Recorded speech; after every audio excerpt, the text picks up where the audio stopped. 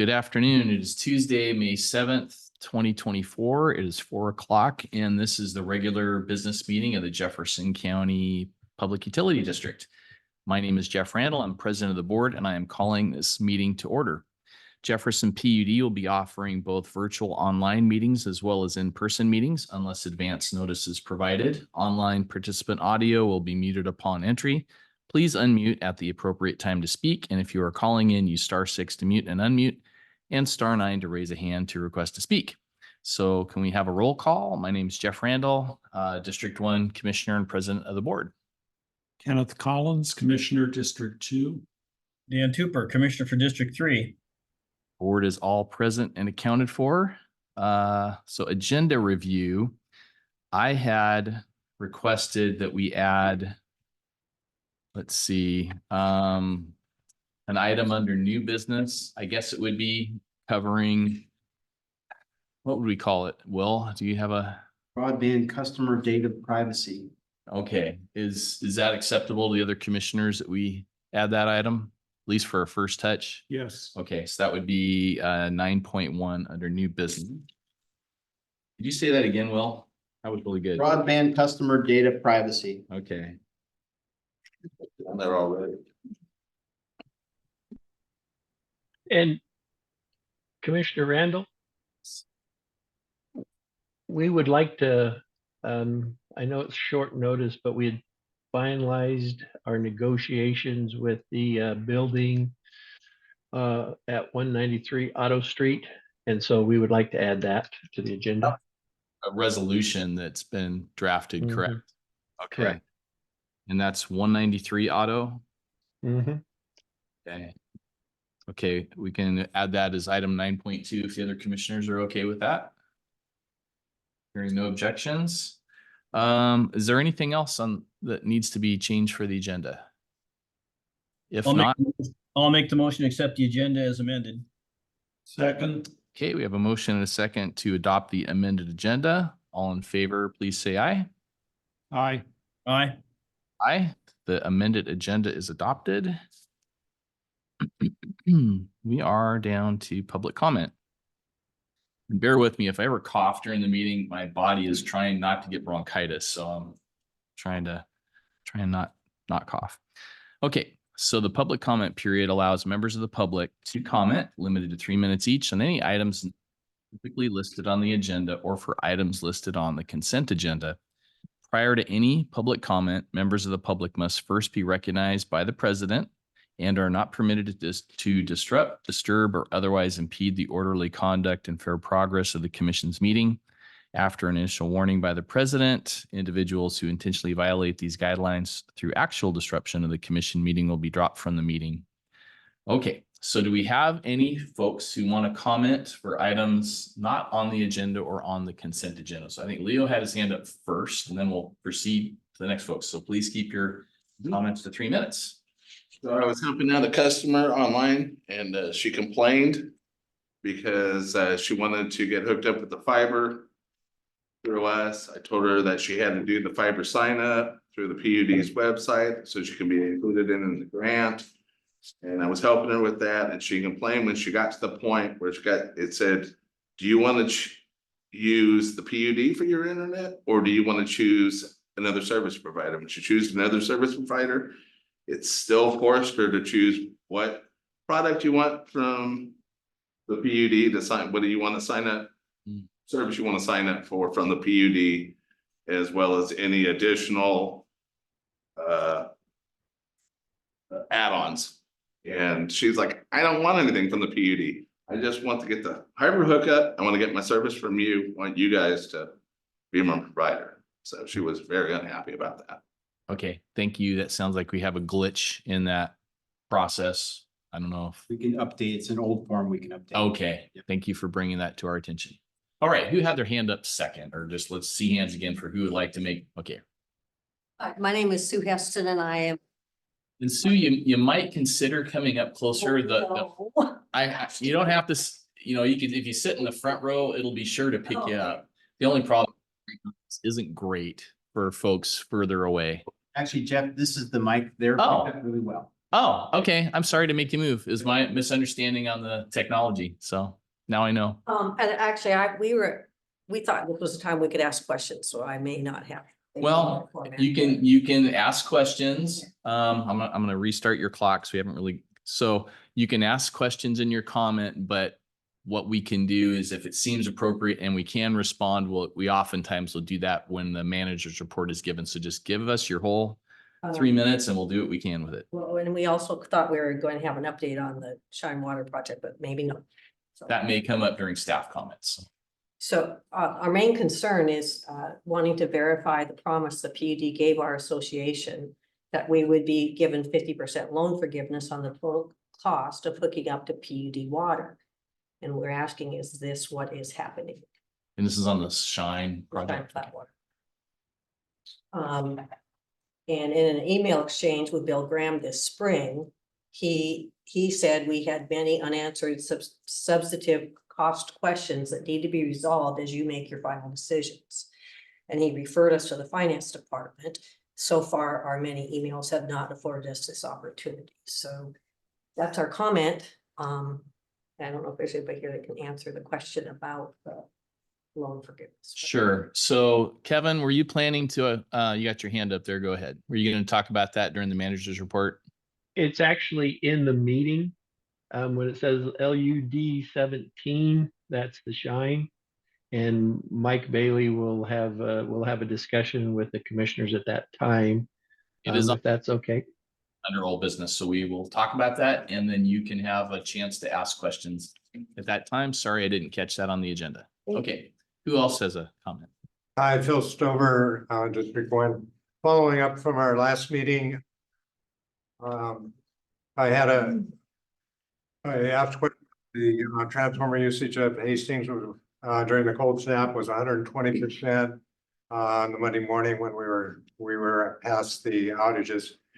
And then there was a comment the general manager made about the Dana substation was only running 75, and it implied that maybe it could have shared some more load.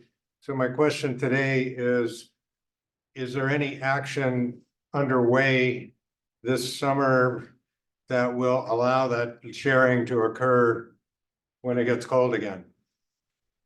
Okay. And I don't know if you got the question, Kevin. I think part of the response is a little complicated because I'm assuming you're concerned about service to your area. And I'm not quite. Okay, so I'm sorry, the concern last meeting was that we were running the Hastings substation transformer above its rated capacity at the cold snap, and we're adding more houses for this next winter. And so I thought what I heard was that the Dana substation could pick up some of that load, but it had some problems. And I'm asking, are those problems being solved so that we can pick up the load for the extra houses this coming winter? So Kevin, can you address that during staff report or manager's report? Oh, you're muted. Yes, we'll talk about that in manager's report. Thank you. Next. Any other questions? Good afternoon. I'm Frances Rotsky. I'm a resident at Eagle Ridge. When the Eagle Ridge Homeowners Association officers attended your April 2nd meeting, and we presented in public comment regarding our inadequate water system. In the minutes of the April 2nd meeting, it states that an agenda item will be put on to discuss progress, whatever, on this project. As of this date, I am the representative for HOA. We've received no information whatsoever. And again, our concern is making sure there's some progress being taken. And to explain a little bit of our urgency is that there is the line extension that's going to be coming down, connecting to our connection. And it has been said by PUD that will definitely have a significant impact on our water. And we already have a problem. And then if that happens before you all get this project corrected, then we are really gonna be in a fix at that time.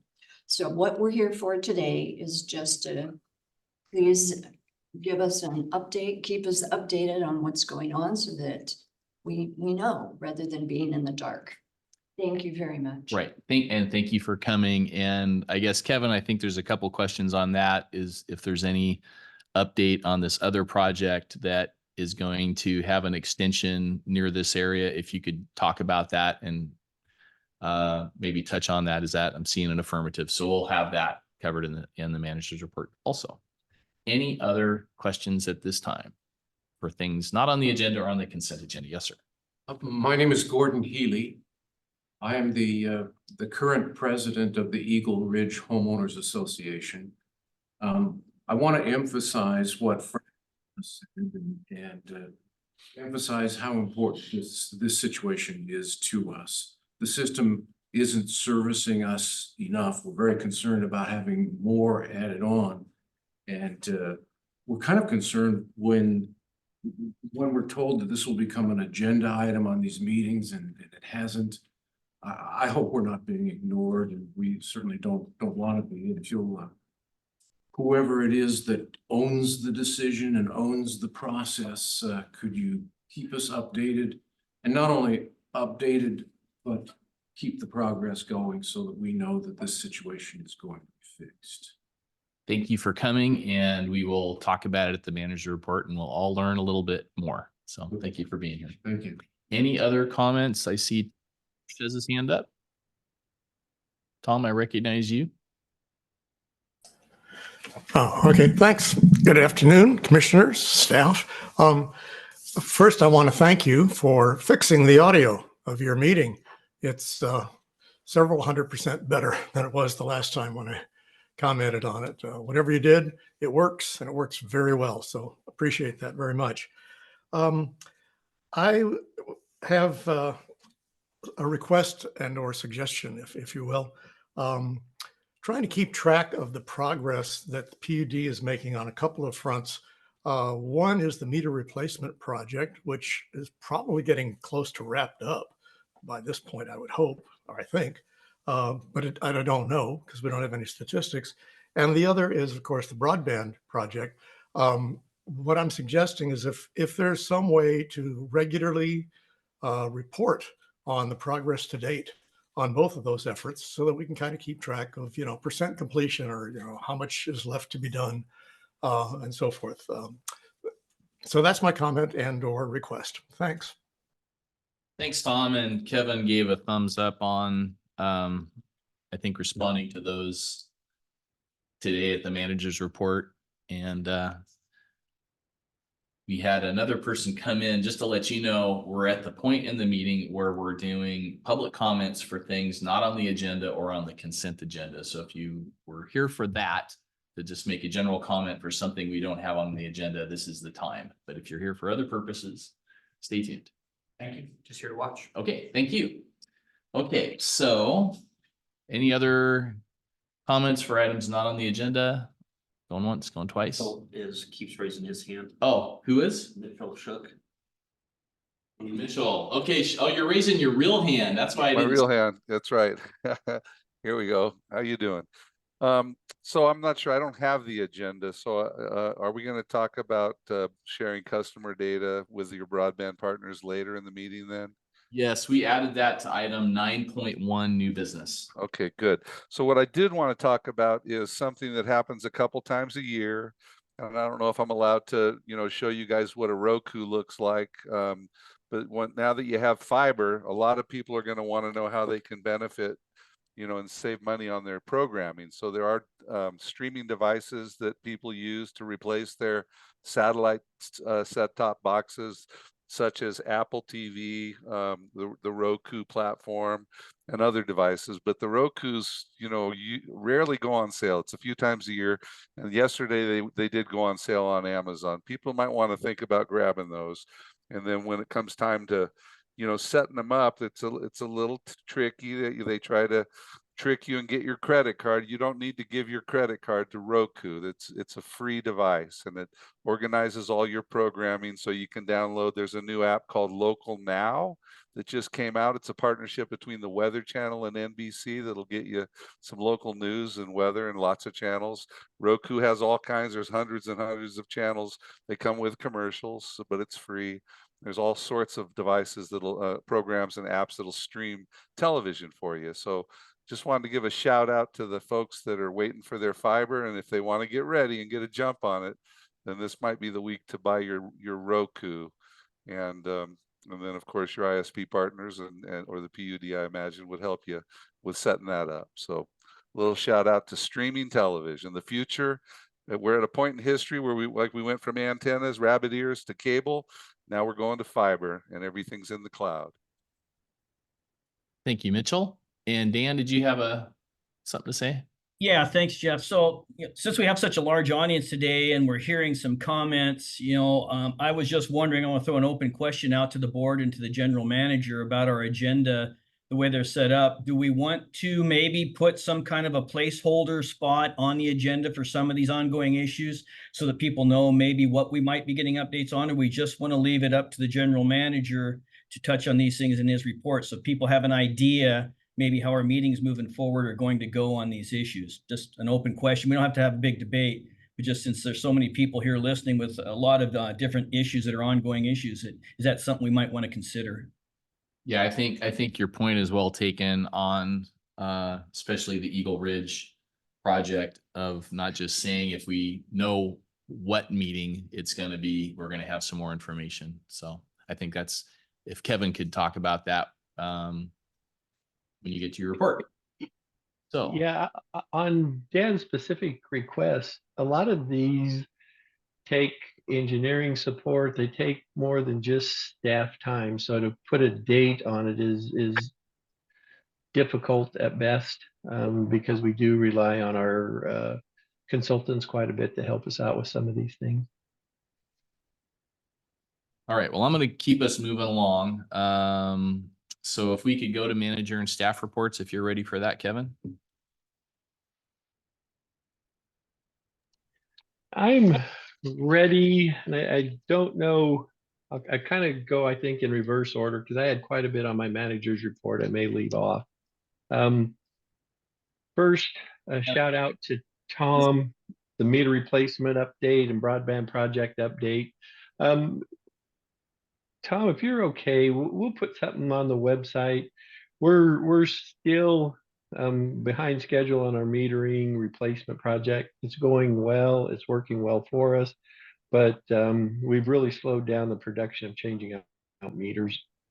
I don't have an exact number, Tom, but we'll get it back in a manager's report in the next meeting. Will can give us information at that time. And then the broadband project, we've actually been trying to figure out how best to show the scheduling, show where we are, not only with the grant dollars, but where we are on amount of fiber strung. So we are in the process of working something out.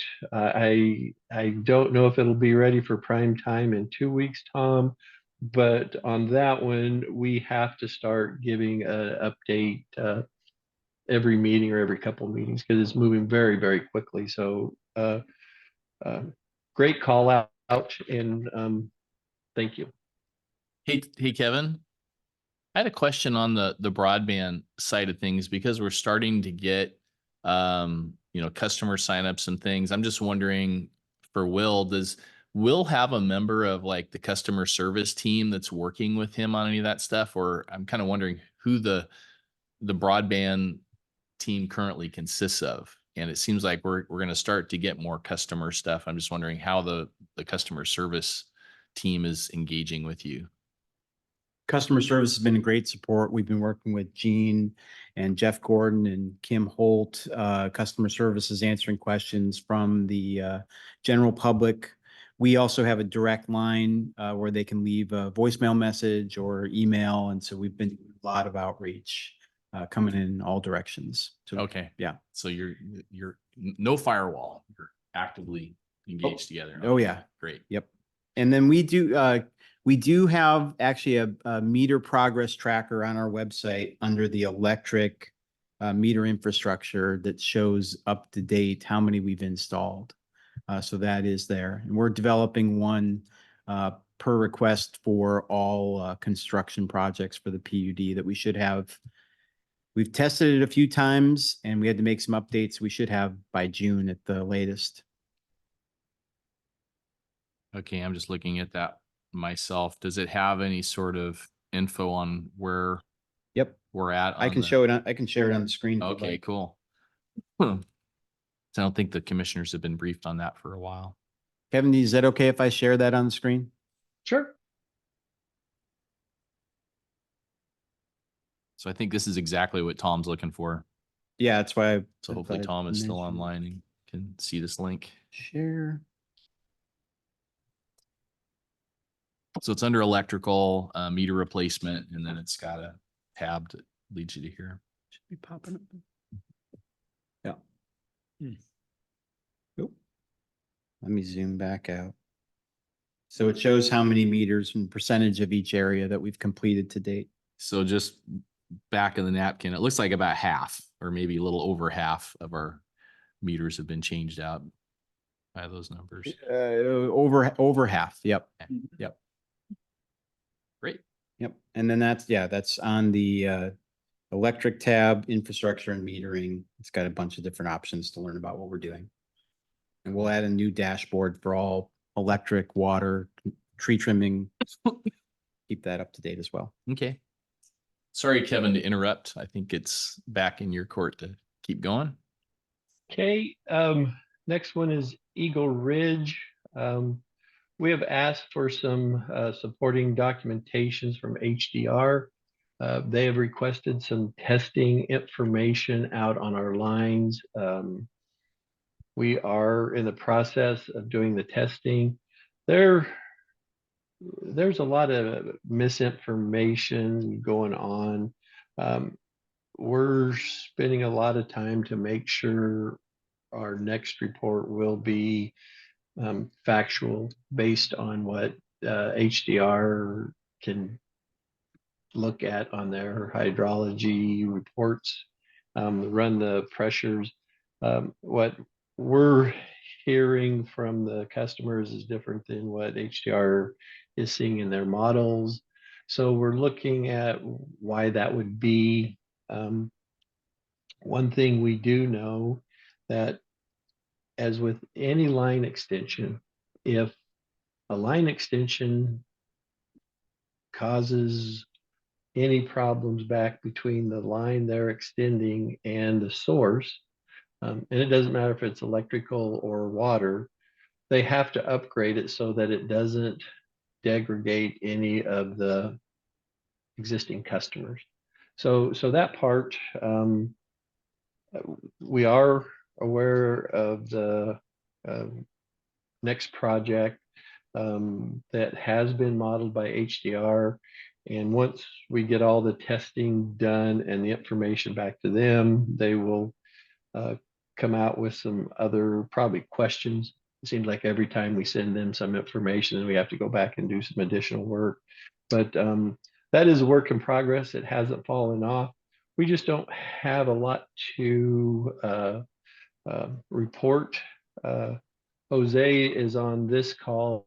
He is the lead for this project. He's working between HDR, our crews, that kind of thing.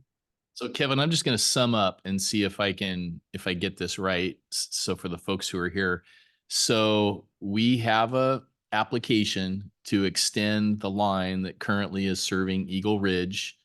And as part of that, and as part of the concerns that have been expressed by the folks on Eagle Ridge, we've been having our engineering firm HDR look at the issue, including what will be the effect of the line extension. They've asked us for more data, so we've gone out and taken pressures, it sounds like, and provided additional data to HDR. And then we're waiting until HDR completes their work before we're approving the line extension. And if it if the engineering shows that there's any degradation, the folks who are doing the line extension would be required to upgrade the whole thing so that they're not seeing a degradation. Is that an accurate summary? With the caveat, Jeff, we are looking at what needs to happen at Eagle Ridge. Basically, we're looking at it as two different projects. What is happening at Eagle Ridge today, and then what may happen in the future if the line extension goes forward. So it's to us, it's two separate projects. Okay, and is our permit on the line extension gonna happen before this work is done? At being held until we kind of know the whole picture? Correct. We will not move forward with the line extension. And I do want to clarify this. They're not extending from the line that runs up to Eagle Ridge. They're extending the main line down below. So it's a little different, but yes, we will look at and try to figure out what's going on at Eagle Ridge, and then we'll move forward to the other project. And then, so Jose's the lead on this. Have the Eagle Ridge folks picked a point of contact for the PUD? Are we aware of, and do they know who their point of contact at the PUD should be? In the past, they've talked with Bill Graham. If they're comfortable, they can talk to Bill Graham, and Jose can update them, or they can reach out to Jose.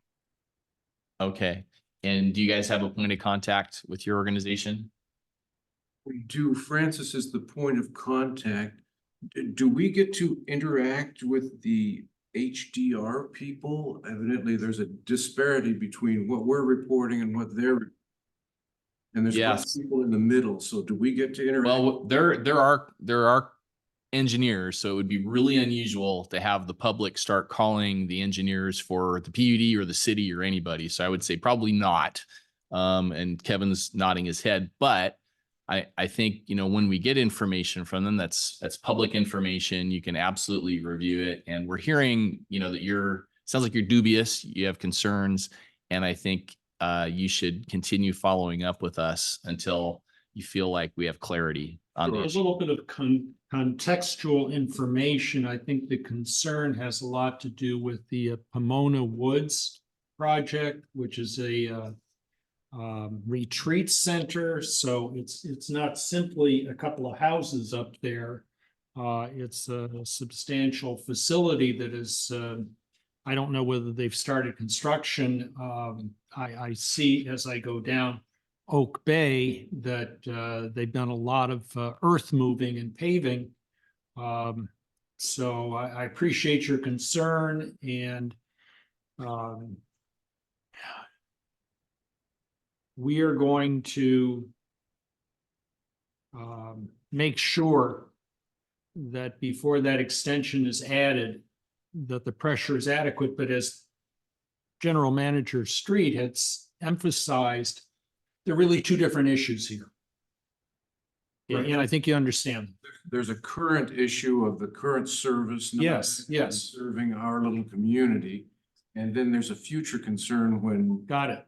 others are drawing off that same line. Got it. Yep. We understand. I guess, Kevin, so is the plan now just to keep reporting during the manager's report on the progress of this? Because it sounds like you don't know when we're actually going to have a full report back from HDR and have additional information. We don't know that. So we can, and I'll put Jose on the spot. We will bring something back in the first meeting in June. It may be a very, very small report that, we're still doing testing, blah, blah, blah, but we can do something like that. Everyone here, though, has to realize at that time we may not have a lot more information. We should, but not sure. Meeting on June 4th at 4:00. Okay, I'll entertain if you have follow-up questions. Real quick question. Sure. Just for clarity, I'm confused. When we met with PG staff. There was an engineer there. That's where we received our information. Was that Sam at that time? Samantha Trone? Or not sure. Yeah. We did have an engineer who departed the PUD, so I don't know if that was Sam or who that was. Anyway, that's. Okay, we are where we are. So you are absolutely free to attend. I mean, the very next meeting is in the third meeting, but we may not have additional information. What Kevin's estimating is the first meeting in June. So, but you're free to attend every meeting and ask questions. Yes, sir. Just one minute. Kevin has pointed out an evident discrepancy between what we're reporting and what HDR is reporting. How can we know what that discrepancy is and how can we help solve that? Well, if I were to guess, and Kevin can correct me, I think what we've heard is testimony from folks in Eagle Ridge about how low the water pressures are getting at certain times. And it sounds like the information that's being provided to HDR doesn't think that's occurring. Is that correct, Kevin, or is there a better way to say it? So no, our crews think the pressure is a little bit higher than what the customers are reporting. HDR specifically is looking at the low water volume. That shouldn't happen based on the hydrology map that they're using for pressures and where things are in our service territory. So that's why I'll throw Jose out there. That's why Jose is working to get these numbers put together so that we can resolve that issue on, it could be something as easy as kind of like getting air in the lines. There's a lot of things that could cause some of these things. But until we spend quite a bit of time with HDR and proving their models, we don't have a lot other to add than we're researching it. Move us along. And I'm going to encourage you guys that you've been given the green light to reach out by email or phone to Bill Graham or Jose, but if you can keep it quick. Well, as Kevin stated, that possible error, it's been identified many, many times that there is significant amount of air in our lines. That's part of the problem. It's not just the pressure. Okay, thank you. All right, Kevin, please continue with your report. Okay, Phil, question on 120% of Hastings substation versus Dana Roberts substation.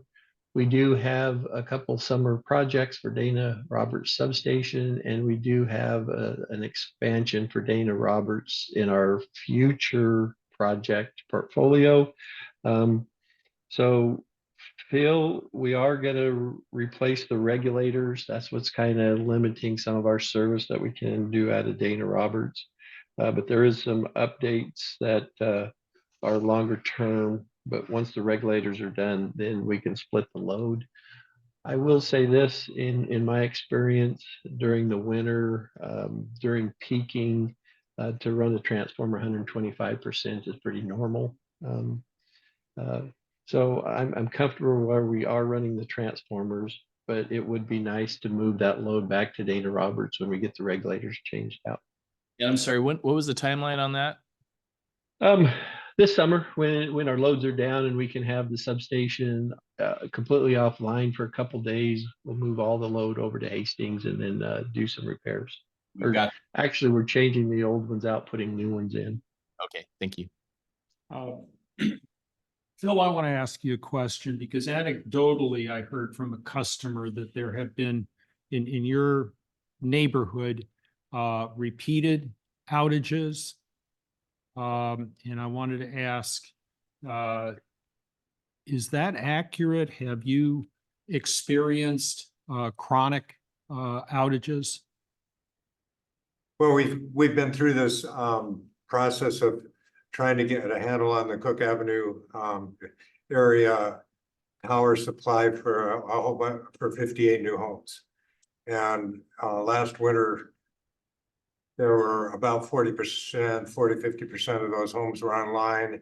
And it was clear that there was a problem, with the distribution lines out there, and that problem's being addressed right now with new poles and three-phase. But the other side of that is the transformer was running hot. And we're still and this winter we'll have more homes. So if Dana Roberts can pick up more of that load, that'll be a real big help for all these new homes and anybody that's plugging in their electric vehicles, et cetera. So, But I guess specifically, have you guys had outages since January? at least one that I know of, I commented on it in here. Yeah. But they haven't been chronic, like it's Well, just. that's what I was asking. Yeah, The wind. yeah, yeah. Wind type branches, that stuff, trees. Okay. Which is gonna happen, yeah. Yeah. But Yeah, and that will get better with this three-phase extension, Yes. because there'll be Yeah. more segmentation, so not everybody will feel the same branch. yeah. Kevin, So- oh, sorry. Last comment, last winter was unusual. And I've had plants on my property that I've been on for a decade. That with that sudden cold spell, it killed a bunch of things that had survived previously. It was just the sudden cold snap and the intensity of that, which presented really unusual conditions. But I guess the positive side is it showed deficiency in the system that we're in the process of correcting. So All right. Kevin, you want to keep going with your report? Okay, real quick, I'm gonna call out Jameson, Will, and others for helping with, they put together a packet that was given to the Navy in Washington, DC. When we were down there, we met with the DC Navy person on Wednesday. I attended a meeting on Indian Island with Navy brass from all over and local support teams.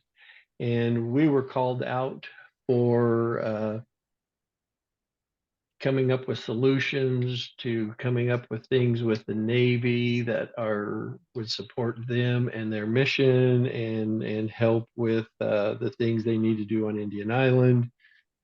Part of their requirements are, backup power, generation, being carbon neutral, things like that, that all of our projects are in line with what they want to do.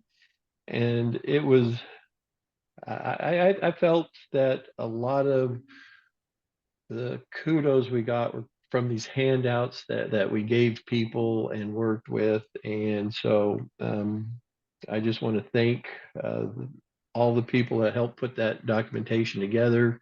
Jameson, to put it in a format that was, was eye-catching, put a lot of information out there, and to get a call out 5 days later on the other side of the country for a meeting you had, we're doing things right. And so just want to do a shout out to them. We're going to segue that into Will has some comments on a loan. Will? Yeah, the Public Works Board announced today 21 million in broadband funding that was distributed. We were awarded 4 million. We applied for that for the to match our Olympic Fiber Corridor project and Jefferson North. We put in that application for a low interest loan to cover overages, as I explained to the board previously, that when we originally put together that application, that was early 2021 using pre-COVID numbers for the construction. Our construction numbers came in a lot higher, so we sought additional funding to cover anticipated construction overages. We looked at doing a straight loan package. The interest rate on the loan is 0.42%, 15 years. They gave us 2.6 million in loan, no, 2.8 million in loan funding and 1.2 million in grant funding. Originally, we did not pursue grant funding because we cannot use federal funds to match federal grant, but the state had additional state dollars that they made available. So thank you to the Public Works Board. Thank you to the board.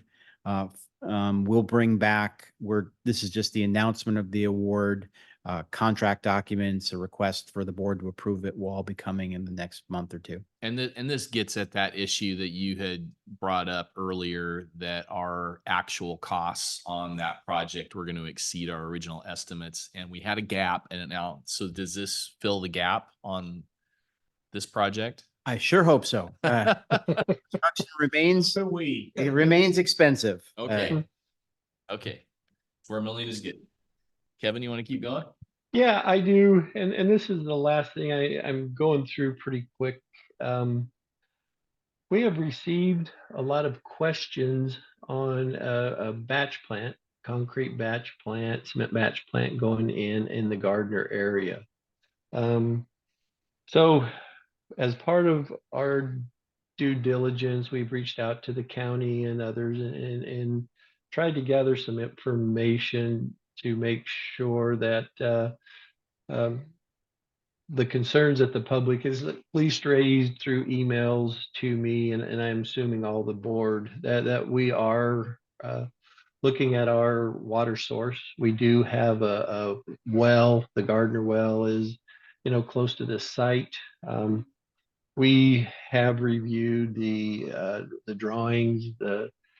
We spent about an hour with DCD, Greg Ballard, a couple days ago, going over what they see in DCD and how they see things moving forward, their issues, their questions. And based on everything that I've looked at, I've talked to Bill Graham, he's looked at things. We're comfortable that the aquifer is going to be protected here, our water rights. The county is going to do inspections. They're the responsible party to make sure that the contractor complies to all the rules and regulations of the county and the state and the federal government. So that's really short, but like I say, we are watching this, and we're interacting with the county and feel they're doing their job and going to maintain a safe work site that won't interfere with the aquifer. Okay, Dan, do you have a question or comment? Yeah, thank you. Yeah, and thanks, Kevin. So just a couple bit of clarifying points here. I mean, obviously you talked to the county because this is a county project. This is a project on private property. We don't have any holdings. Is this an existing customer that we actually serve these parcels or partial group of these parcels with Gardner System Water? Just for some clarification here, because this is a county project. We don't have any authority here, correct? Correct. We have no authority. I'm going to say we don't have any real standing. The authority to issue the use permit sits with the county, and but they were very good. They sat down with me. They gave me a lot of documentation. They printed out, for example, some of the stuff that they're reviewing. So this is not a piece of property that we own. It is close to our well, but like I say, we don't see any problems there. They do get water and power from us. We're not sure this site will take water from us or not, but the power will. We believe the water will too, but we have not talked to the people that are actually going to deploy the batch plant at this time. We've just gone through the county. And Dan, what background? I got a call on Sunday from a neighbor who is a PUD water customer, and they described the project. I tried to look it up on the county website because they were citing a SEPA notice in the paper, and I couldn't find it. So I just forwarded an email to Kevin and Bill, and they jumped on it really fast. And Bill found the SEPA notice, and I was able to look at that, and I forwarded that to the customer. But I really appreciate Kevin and Bill jumping on this quickly. And the comment period is coming up. It's tomorrow, I think, is the end of the SEPA comment period. And the county indicated that they were intending to issue a SEPA determination of non-significance. They could, of course, have mitigations. And my concern was just to get more information, that we would know, is this something that could impact our Gardner well, and give staff a chance to interact with the county folks before they made a decision, and it would give us a chance to provide input. And it sounds like that all happened. So that was well done. Yeah, and I had reached out to Kevin last Wednesday. I might have got notice even before you did. So he was already, I think, probably aware of the issue. So the one other question I did have, and Jeff just brought up the SEPA, I guess my only other question was, were we ever, because I don't know how adjacent, I don't know the actual geography. I haven't drove through there and looked at it per se, but were we included? Did we get a SEPA check off on that? Were we notified back in August or whatever of last year at all? Or was this completely new to our radar? Just for my own background and information. So when I talked to the county, they did say they sent out 2 links to, to the SEPA documentation. It was new to me. And Bill Graham, when I talked to him, he couldn't remember getting it.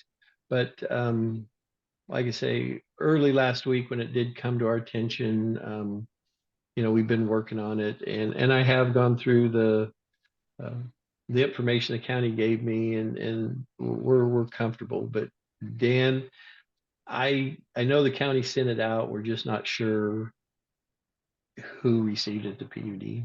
And this isn't the first time. I mean, I think we have to tighten up, because they are required to send their SEPA notices and notices of projects, to us as an agency. So my question is, who do they have as a contact person? And does that person know that, that they're the contact person? Because we had those projects in Ludlow that we didn't, that we weren't aware of. Yep. I just see this happening again with the county. Bill is the primary for the SEPA information. I will sit down with the county and we'll review a couple things, such as who should get it. We could add people to the email chain just to make sure it gets there. But because we're an agency, Jeff, I kind of think, and I don't know, so don't hold me to this. Oop, you froze. You might want to turn your He's only a few rooms down the hallway. I don't know why he's freezing and I'm not. Got the string and cans. So you broke up right when you said, I think, and we didn't catch the rest of it. I think a lot of the SEPA stuff we get because we are a governmental agency and the county sends it to us via that, versus just because we have property close by. We get a lot of SEPA applications in our service territory. Bill does. Anyway, we thanks, Dan, for also bringing. Kevin. Okay, is that the end of your report, Kevin? Yes. Oh, yes. Okay. So we're down to commissioner reports if there's no other staff reports. So I can't remember who went first last time. Dan can go first. Dan, would you like to go first? Yep, I'll go first.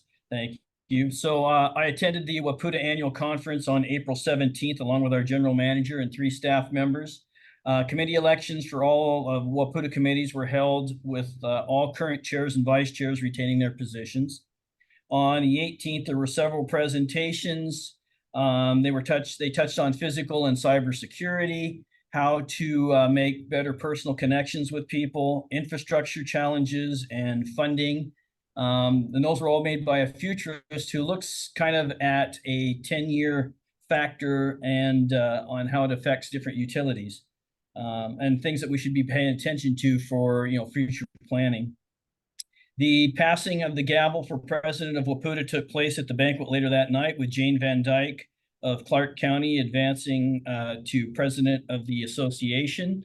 Deborah Lester from Kitsap PUD advanced to vice president, and I was elected to the secretary of the executive board position. So that's your executive board members, officers for the upcoming year. On the 19th, WAPUTA concluded with a presentation on AI by Catherine Ruckel, who I think is if I'm not mistaken, she's Washington State's Chief Privacy Officer, I think is her actual title. But the presentation that she gave was about the governor's order to explore AI safety and for Washington, and potential legislation that could come up to cover the use and implementation in our state for AI. I attended the NRECA legislative rally opening reception with Mike Bailey and Kevin Street on April 21st in Washington, D.C. We spoke with some of the CoBank employees that sponsored that event that night. On the 22nd, we attended the opening of the NRECA opening session, which laid out the mission and goals for NRECA and how they will apply toward utilities influencing Congress in the upcoming year. And the main thing is by basically relating our stories at a personal level and in a way that they can relate to is kind of the crux of how they want to approach it. Brett Baer from Fox News Corp gave the keynote speech on his career and his position in the news media and how that helps how that can help our industry. Reporting facts and asking hard questions from all political ideologies and different perspectives, getting debate from all the different players.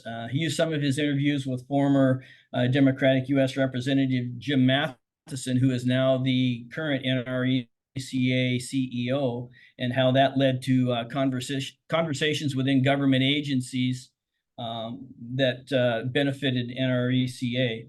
Later that day, Kevin and Mike and I met with Seth Hart from CoBank to discuss how CoBank and Jefferson PUD could possibly work together on future planning needs for financing. It was strictly informational and exchange about how each entity our restrictions, our needs, our options, and how we might be able to work together on some projects moving forward. On the 23rd, NRECA staff presented on how to be the most effective when meeting with your congressional delegation and/or government agencies. They also reported on how the previous year's legislative rally had resulted in positive changes to policy and legislation. Later that day, Kevin, Mike, and I met with the Rural Utility Services of USDA and talked with Bob Coates about the RESP funding program that we have, the Rural Energy Savings Program contract, and how we need to work with them and wrap that thing up so that we can start to get things rolling. And potentially they asked us if there's things that we can let them know about how to make the process for getting and administering that better. So we exchanged some information there. On the 25th of April, we met with a representative from the Department of the Navy, which Kevin kind of alluded to already, and talked about the Indian Island project and some funding mechanisms for that and potential substation build out, new substation we might do in towards Port Townsend. We also met with Representative Kilmer's office, Senator Murray, and Cantwell's staff as well on that same issue. Later in the day, we met with, it was a busy day, as you can tell, a lot of stops up there on the hill and going from office buildings to office buildings. Later that day, we met with NTIA, the National Telecommunications and Information Administration, who some of our grants for broadband come through. And we thank them for their help on the funding for broadband and working with us to get extensions on the current project that we have going on right now. I met with Kevin Street on the 25th before returning home from DC. I attended the PPC Members Forum May 1st. BPA Administrator John Harrison gave an update on progress that BPA is working on with the 2028 contract products. He also talked about Western market development, and he also talked about upcoming workshops that BPA will be facilitating on those issues. The second half of the meeting was a presentation by a PPC work group, the Planned Product Customers Group, and they've been working on a potential contract framework for the SLICE product. And in particular for people who are on the Slice product now, because the way the contracts are going, it doesn't look like it's favorably going to work out for those utilities. So they're trying to see if there's some work that can be done in the contract language to make that product available and make it workable for the utilities. I attended the PPC Executive Committee meeting on May 2nd. PPC staff gave updates on BPA's progress into the path towards joining and developing the SPP Markets Plus product, and PPC's involvement with litigation associated with the Columbia River Systems operation. The staff and executive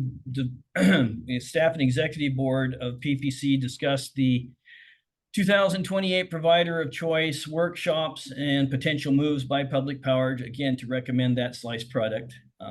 There could potentially be a vote by PPC to take some action along that line.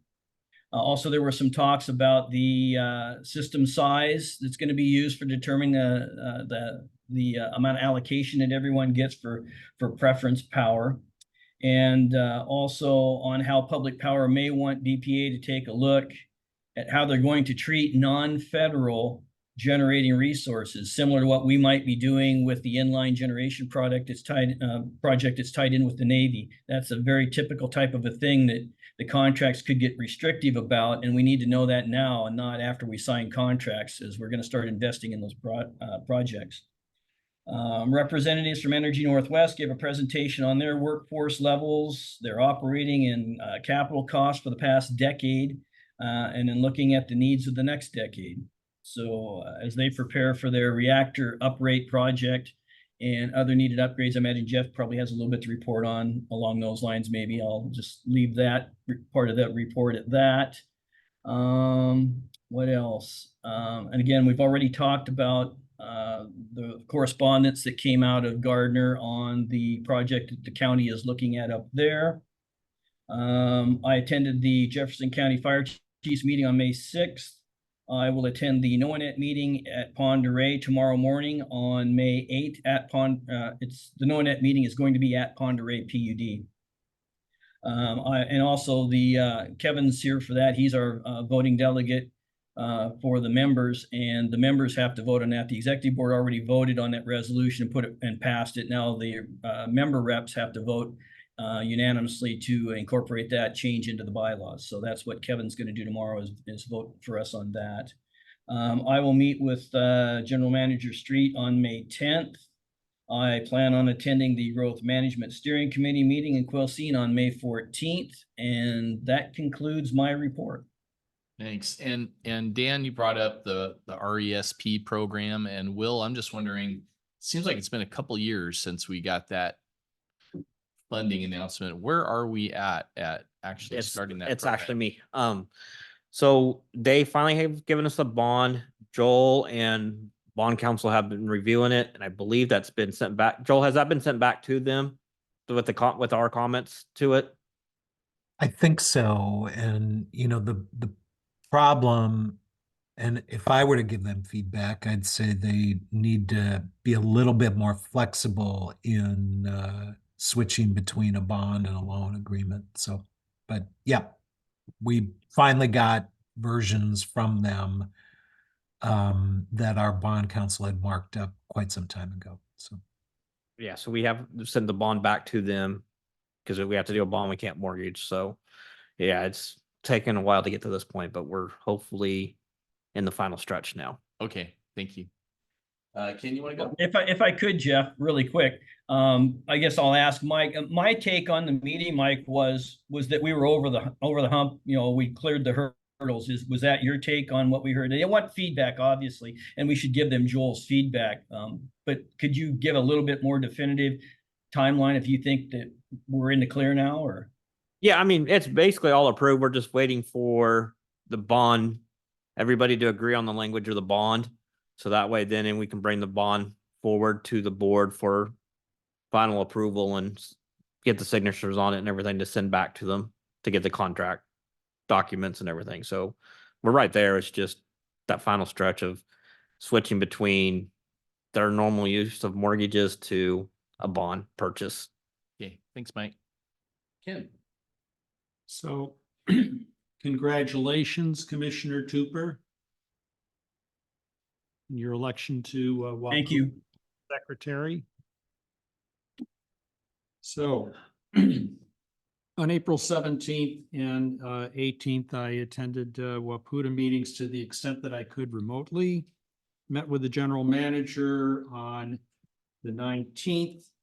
On the 21st, which was a weekend day, I had several conversations with a customer on 49th Street regarding our doing tree removal. I went out and did a drive-by. And I can appreciate why the customer was unhappy about our removing trees because it really provided a huge visual barrier to the road. Although it's a rural road, it's not like being next to a freeway. And those trees had been severely pruned in the past.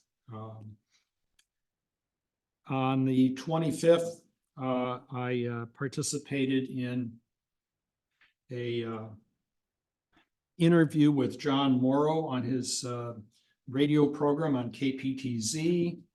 On the 26th, I did another drive-by to see the progress of the tree cutting on 49th Street.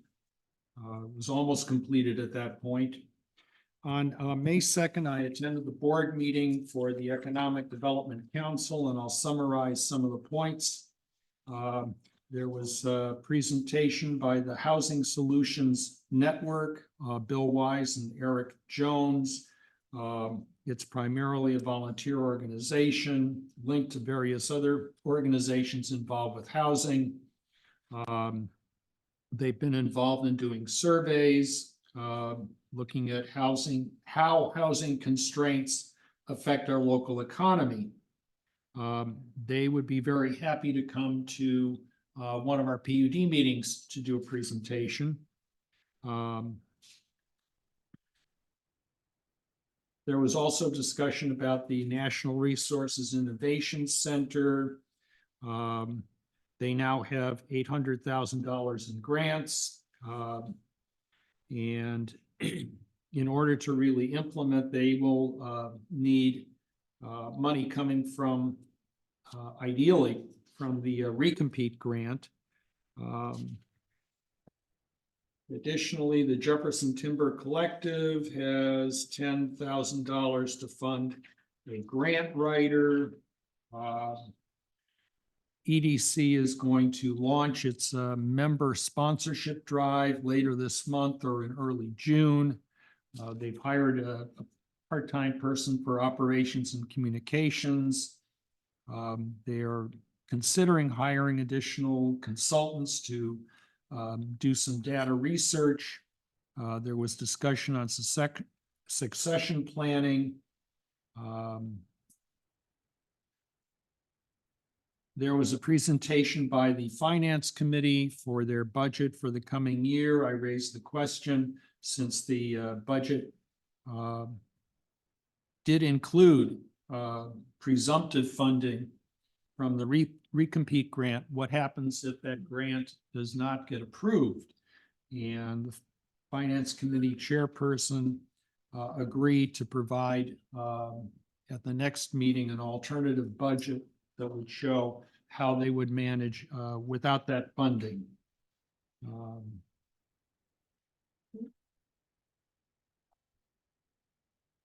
And the last point from that meeting, this may not be new information, but what they told us was throughout the state of Washington, Jefferson County is the second to least affordable place to buy a house. The average price here being $653,000 per house.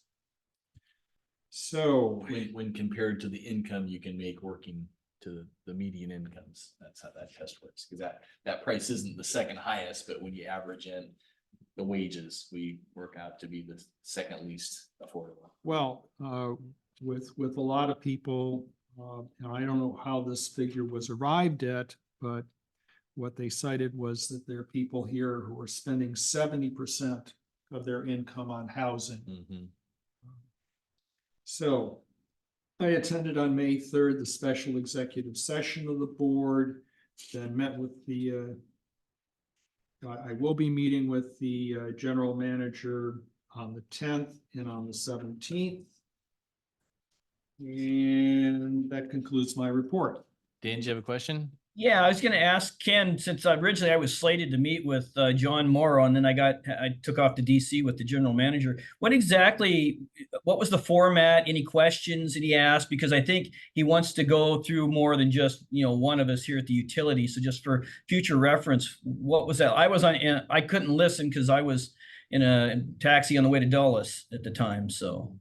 So they were asking very general questions. What does the PUD do? What areas are we involved with? What's some of the history? He did ask about broadband.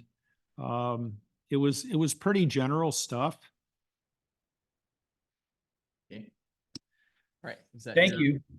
Still going? No, I'm done. Okay. Excuse me. On the 19th, I met with Colton Worley, who's one of our PUD employees who's leaving or has left at this point. And I passed this on to Kevin, but it just had a wonderful meeting with Colton. If either you two commissioners haven't ever had a chance to sit down and talk to him, I think he would be happy to make himself available regarding his experiences here, which were very positive.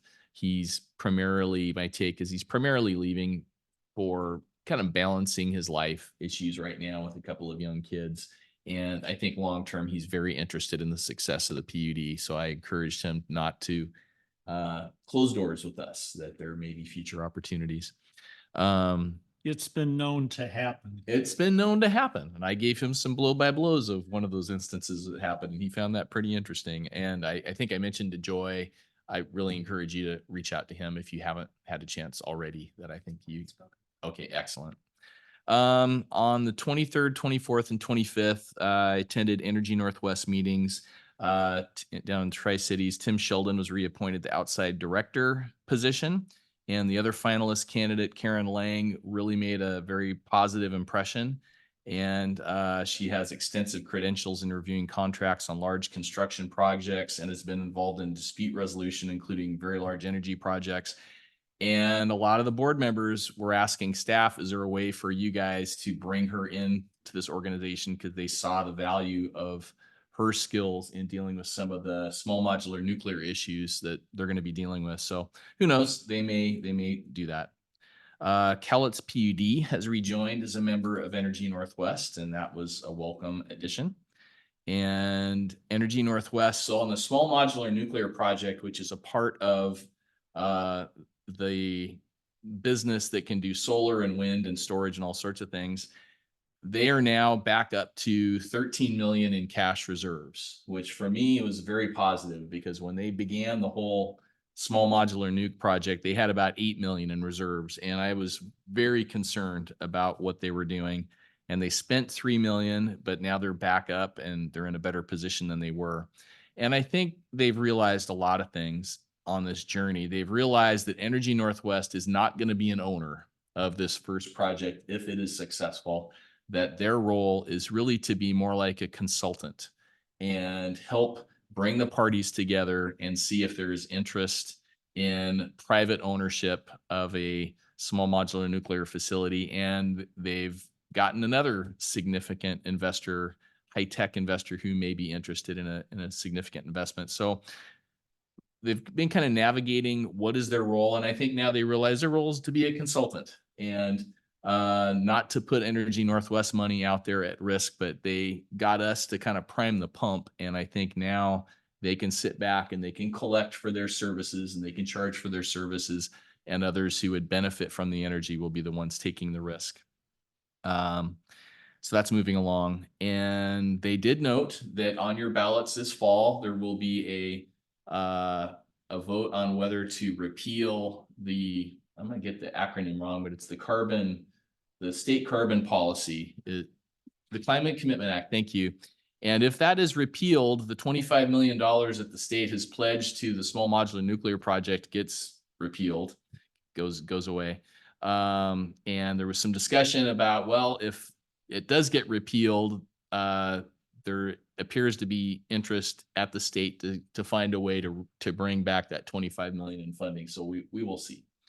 And then Dan mentioned the presentation by Energy Northwest at PPC, and really the discussion behind that was that they felt that BPA needed to hear from PPC that they needed more money for the maintenance project on the Columbia Generating Station, their existing nuclear plant, to not starve it, that BPA had to be willing to pay a little bit more in the future for that energy so that that station remains reliable. So I think that's the main point of why they were there at PPC. On the 29th, I met with Will Lindsay, who is the CEO of the Port Townsend Paper Mill. And that was a very productive meeting. I gave Kevin a little more of a blow-by-blow of it, but we talked about the BPA 2028 contract negotiations. And the bottom line was Mr. Lindsay said that now is not a great time to connect with the PUD about energy issues in the future, but this summer might be a really appropriate time, June, July. So I don't want to go into it in any more detail than that, but it was a very positive conversation, and he's happy to organize tours of the mill. If either of you gentlemen have not had a chance to go, I have never have, and I'm going to reach out to him and see if I can set that up. On the first, met with Kevin Street. I listened to the PPC forum, and on the second, the executive session that they had. On the 5th, I mentioned that batch plant issue that came to me from a customer, had a phone call, had a meeting with Kevin Street, or looking forward on the 15th, I'll have a meeting with Kevin Street. I'll be at the ICG meeting on the 16th. And then on the 18th, I've been asked if I'm going to be able to participate in the Roadie Parade, and I don't know if I'm in town that weekend. So I'll be communicating with Jameson whether I can do that or not. And that, so seeing no hands, moving on. Oh, Dan? Yeah, two things. First, you talked about the role of Energy Northwest in the small modular. Again, that seems like a bit of a departure from what we'd been hearing, and from my understanding. I know they'd hired a consultant to look at getting funding. I don't know if it was 400,000. Is that the right number? Or did they exhausted that avenue of looking for funding? Was that part of the equation? If you go a little deeper into this, it seems like a change in direction to me, that they're not going to be owners but consultants. That seems a little unusual. That's me using, this is my take on it, but it's a $3.5 billion project, and it's a pilot. They're looking at it. They're really doing a feasibility study. So all the money they're raising now isn't going to build a small modular nuclear plant. It's to find out what would it take to build a small modular nuclear plant, and to try and get information about what would that power cost, because I think that's ultimately what they're looking for. But they're getting far enough down the pike. And the other interesting thing, I think, is these BPA contract discussions that are happening, where people are realizing there's no power. There's going to be no cheap new power. The new power is going to be more expensive. So I think those who need power on the private side, now that these high tech guys are talking to, are looking at this as a potentially viable option. But that's me. I mean, Energy Northwest staff has said, we do not see ourselves being an owner of the first 4 modules of a small modular nuclear plant, the first phase. They are interested in being an owner on future phases. But I think, and this is dynamic, it may change too, but this is kind of the current thinking.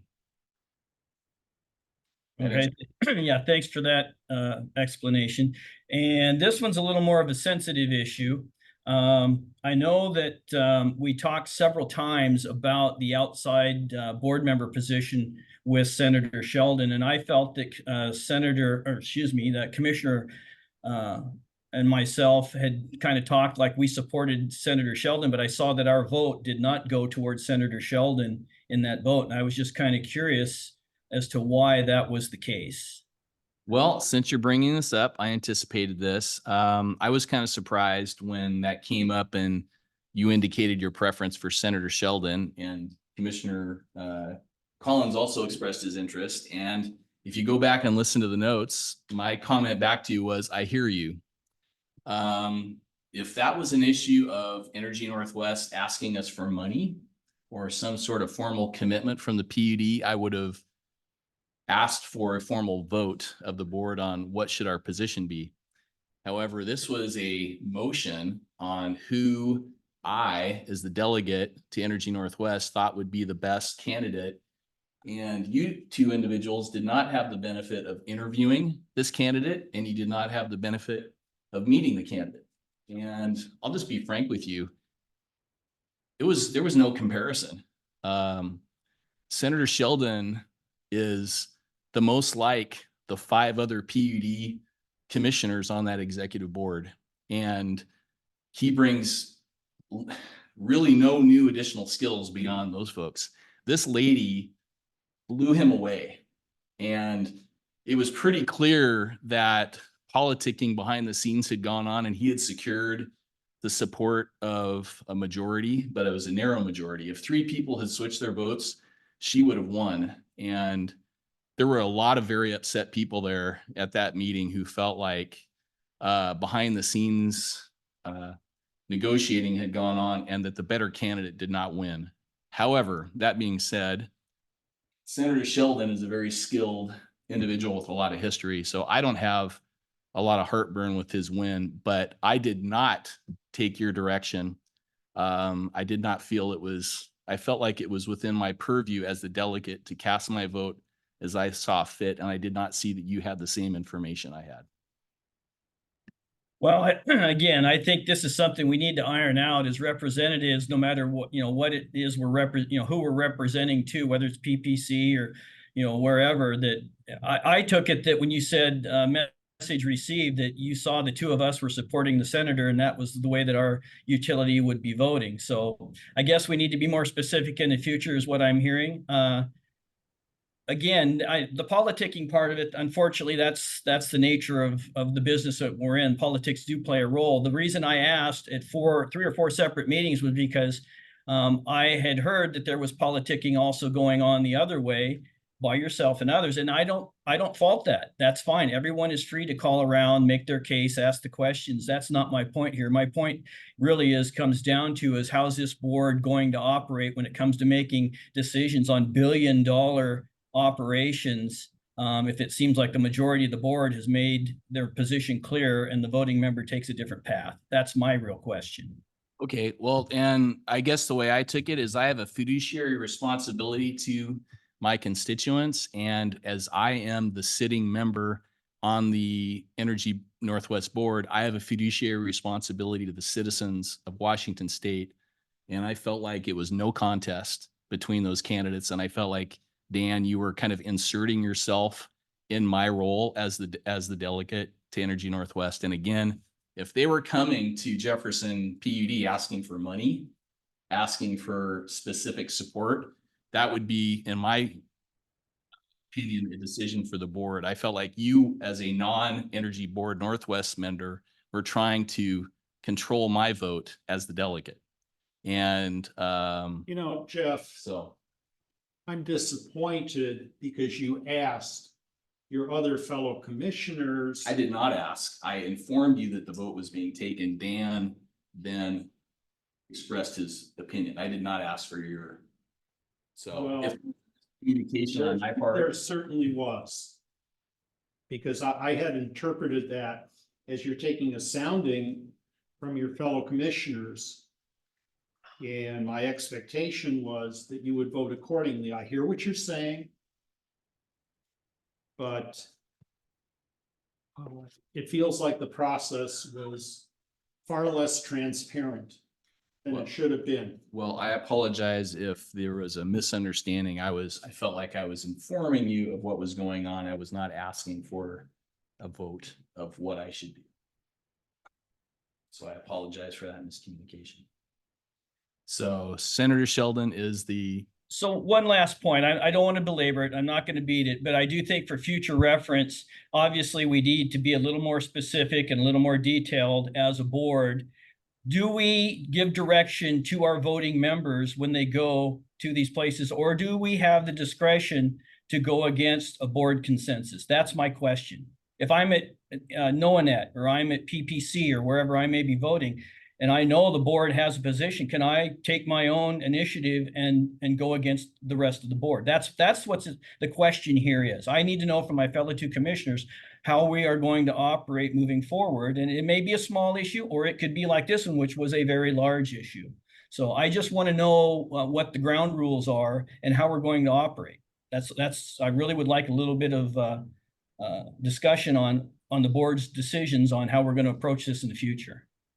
Well, and I guess the way I would put it is we need to be very clear on what we're doing. If we're taking a formal vote and it's a formal position of Jefferson PUD, I think we need to make it clear as opposed to what are our thoughts on something. So as president of the board, when we have this issue come up again, I will make it a point that we are being distinctive as to what it is. And if we had continued, if we had gotten into that issue, I would have pushed back that you did not have the same information I had.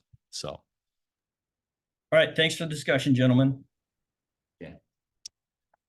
All right. On to the next item. Consent agenda. Do we have any items to take off the consent agenda? No. I'll make the motion to accept the consent agenda as presented. Open hand raised. Okay, so we have a motion. second. We have a motion and a second. So hand raised and 246, is that Roger? Yes, that's me. Is there a financial report, and do you want to delete it if there isn't one? What's that, Roger? Is there a financial report, and if there isn't, do you want to delete it as an item? Did we have a financial report in this packet? So. No.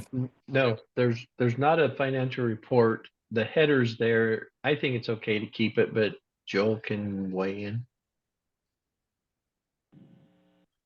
Is that there as a placeholder then? Is that how we're approaching it? It's just a place. It's always there. Okay. I don't think we need to do anything with that. I agree. We have a motion and a Thanks, I second. just want to know whether there was one or not. No, thank you, Roger. Thank We you, Roger. appreciate it. Yeah, I'd say in the future, it'd probably be better to only have things listed on the financial consent agenda that actually have content, because that is misleading. Okay, motion and a second on the consent agenda. All in favor, say aye. Aye. Aye. Aye. The consent agenda is approved. So old business capacity charges.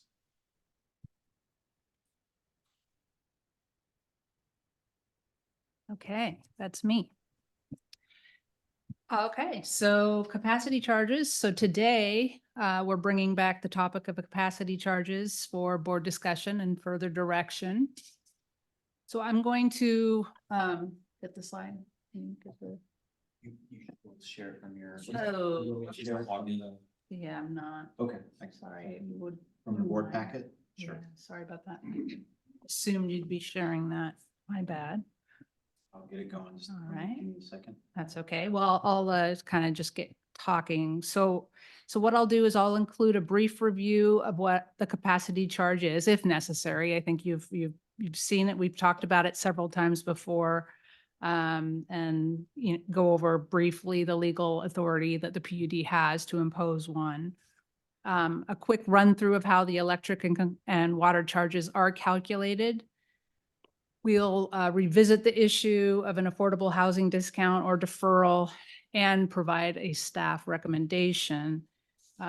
You've been provided the technical memo from FCS in advance, and I do believe we still have Gordon here on the call with us. So he'll be here at your disposal if you have questions specifically about the technical memo. We expect you'll have some questions. So I'm going to run through these slides really quickly so we can get to those questions. Thank you, Will.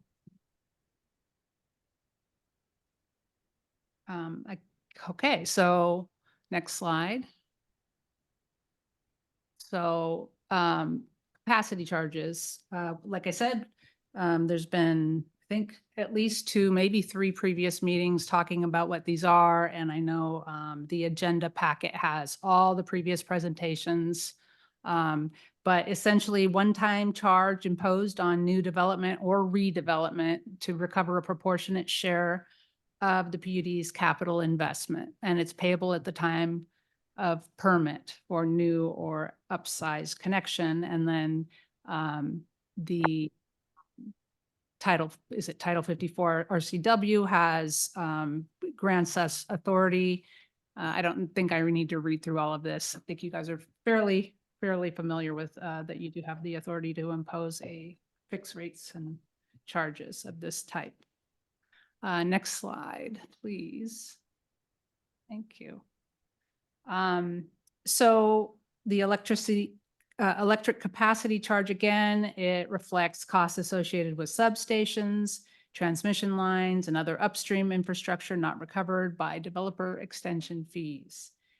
And so in this calculation here, 120, 240 electrical services treated as potentially requiring 240 volts. So a 200 amp panel would be equivalent to 0.24 kV times 200 amps, which gives you 48 kVA. And then that 48 kVA capacity figure is multiplied by the adjusted unit cost of capacity, which is, again, that all covered in the technical memo, how Gordon ran through all of that previously.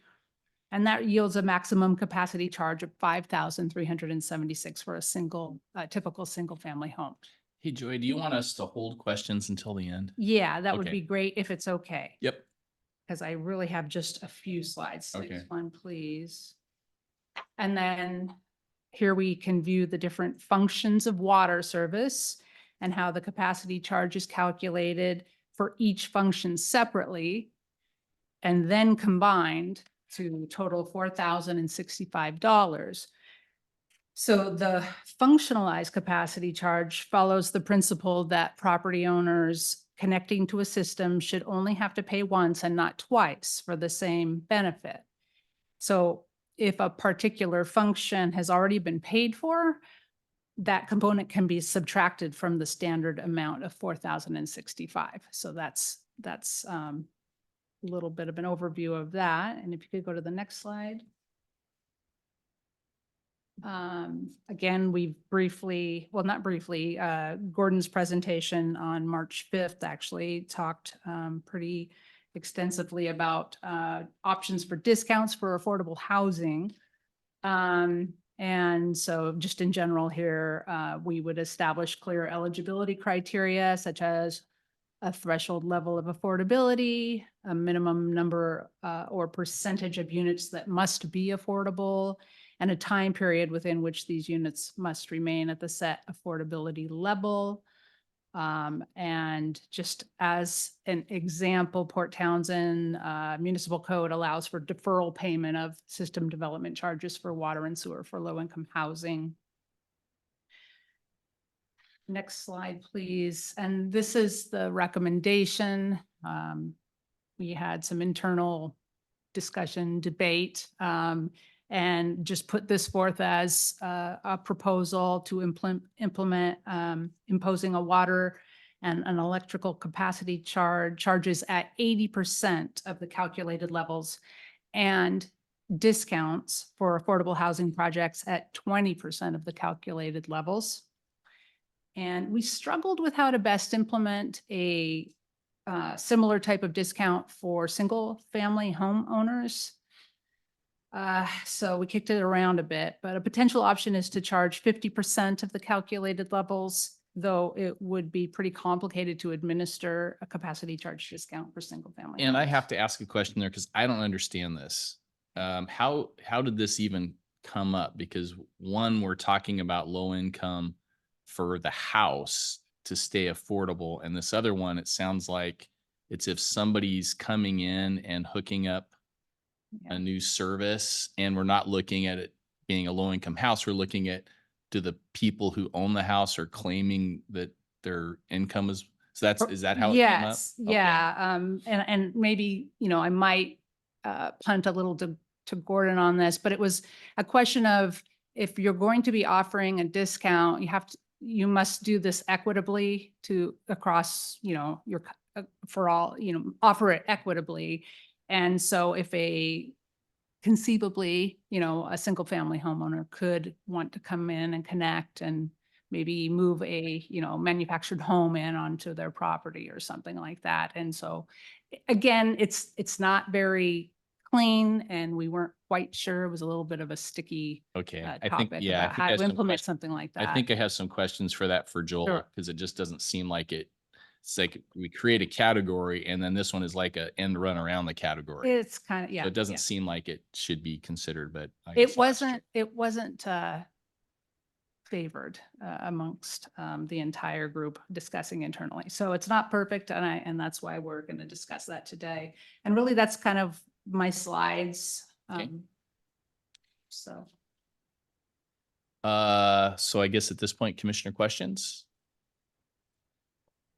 I'll lead off. The first question I have, and I think one of our folks in the audience asked this before, we keep talking about this in terms of a 200 amp panel. How would this apply to other customers, like commercial customers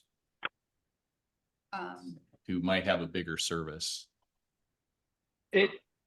I'll jump in. It's based on the same hours. So a 200 amp is 5,000, let's say, then a 400 amp, and I'm just throwing numbers out there, would be double that. It's based on the formula. You just put in the amount of the service. Okay, so the intent would be to apply this to all connections. Correct. You were expanded. Okay. Yep. And the bigger the connection, the more work we have to do to bring the system up to grade to the point of delivery. Okay. Can I add to that briefly? Real quick. Hi, Gordon. Good to see you. Hello. For the record, I'm Gordon Wilson with FCS Group. In this particular calculation, you see the number that says $112 per kVA. That's the key unit cost. And at any given number of kVA for a particular service, that's the number you would multiply. So for what we've been talking about, a 200 amp panel for a single family house is very typical. That amounts to 48 kVA. So that's why you'd multiply the 48 by 112. If you decide to follow the staff recommendation and adopt 80% of the 5376, what you're doing really is adopting 80% of the $112 per kVA.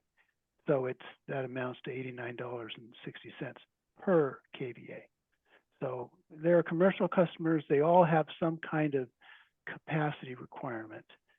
And whatever that capacity requirement is would be multiplied by the unit cost that you adopt, the $89.60 in that example.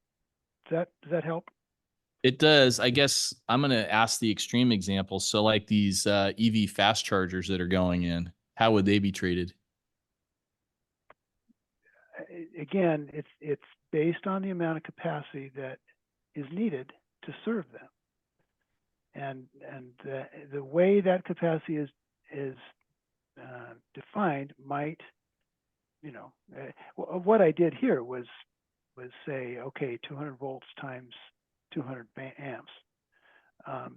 If there's some other wrinkle in a three-phase service or some other wrinkle in an EV fast charger that would cause the capacity requirement to be different, then that would need to be taken into account. So that would change the third row from the bottom. The 48 would no longer be 48, it would be some bigger number. But either way, the thing you would adopt is that equivalent of 112 or 80% of it or some other percentage of the 112. Well, and the reason I'm bringing this up is it kind of goes back to that last FCS rate study we did, which I don't know if everybody will remember, but I remember at that time, there was a recommendation that we actually, what was it? I think it was lower the commercial electrical rates and significantly increase the residential rates. And my recollection of our discussion of it was that, you know, our commercial customers weren't complaining about their rates.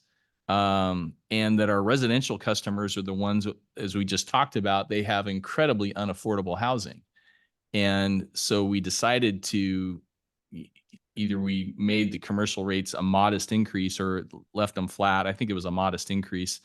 And coming back to this now, my concern is that we don't have an example here of what will it cost some example commercial customers. And we're very much in need for EV charging, and those EV chargers are big, fat loads. I need to see what these numbers are. And I think, you know, I think that residential is the thing that really drives a lot of the need for growth of our electrical grid. Those are the folks who show up and complain when we have outages. This is why we're trying to make it more reliable. I think we need to get the residential numbers right, but I'm concerned about the possible impacts to some other things like EV charging or commercial users. And I guess I'm wondering, do we have to treat them all the same, or can we distinguish between them like we do on rates? And that might be a question. Okay. Do you want me to take that, Kevin? Well, I will throw what I think is in there. To me, I don't think you can differentiate between loads. A charger or a home or a small business.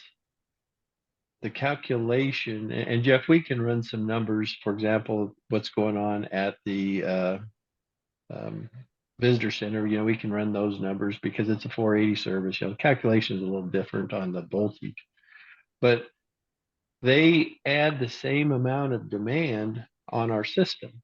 So to me, you would have the fee, $89, whatever it is, apply across all rates. Now, legally, can you change a carve out for the EV chargers? I don't know, but I don't know if I'd recommend that because they do put a strain on our system. So Kevin, in terms of the voltage to support an EV charger and the maximum amperage draw, what are we really looking at? So, and I'm just throwing ballpark numbers out here. The transformer that we sized at the visitor centers, you know, the EV chargers that are going in downtown right now, is a 500 kVA. And we think that they would have, they would use that transformer to capacity. So we then, and maybe Gordon can run these numbers, the service would be treated at 480 volts versus 240. Okay. And then depending on what you guys do, it would add 500 kVA times the 89 or times the kilovolts. Is Kevin, is the transformer sized at 500 kVA? So Correct. that's the 480 times the amps. Mm-hmm. Okay, so 500 is the number that would go on that second row here. And actually it's the third row. Instead of 48 kVA, it would be 500 kVA. And so 500 times 112 is, well, let me see, 500 times 112 is $56,000. And if you adopted 80% across the board reduction, it would be 44,800. And don't you have to change the volts, though, Gordon? Oh, wait a That's second. that's three phase. It'd be easier for us, Jeff, to bring, we know we're gonna bring this back. We can have those exact loads, what they're saying they're doing there. I'm just throwing out what the transformer is because I visited with Jimmy on that a couple days ago. Okay, well, I realize we have kind of limited time here and we have some other agenda items, but I think, so my question to Joel is, are we locked in? We have to treat everybody absolutely the same, or do we have some flexibility like we do on rates? For capacity charges, I mean, a capacity charge is a connection. I mean, it is a form of a rate. But since we're gonna revisit this, I'm gonna reserve my time to address it in more detail at the next. I think this is part of what we're doing. We're trying to figure out what question.